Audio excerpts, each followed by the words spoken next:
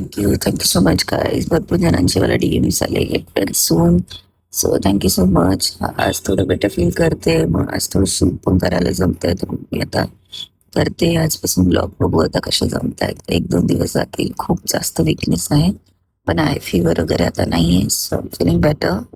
So yeah, thank you everyone. Thank you so much.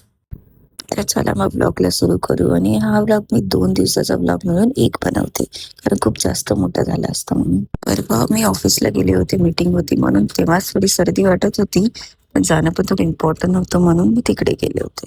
आणि नशीब दुपारच्या टायमाला गेले होते म्हणून दोन्ही टायमाला बसायला मिळालं होतं.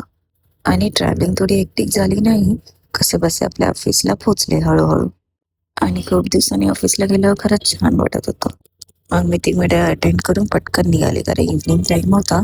ट्रेनला खूप गर्दी मिळाली असते आणि आल्यावर लॉग इनही करायचं होतं. मग लंच स्किप झाल्यामुळे पहिलं सँडविच खायला गेले, कारण खूप भूक लागली होती.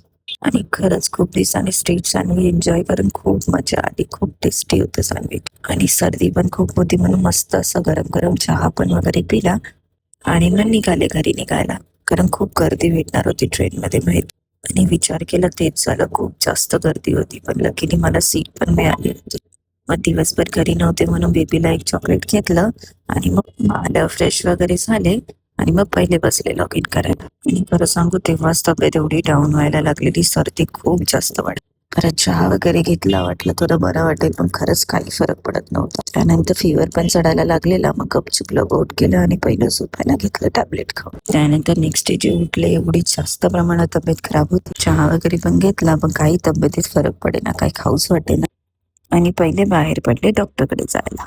आणि नाही, मी एकटे गेले नव्हते, माझे पप्पा आले होते माझ्यासोबत डॉक्टरकडे.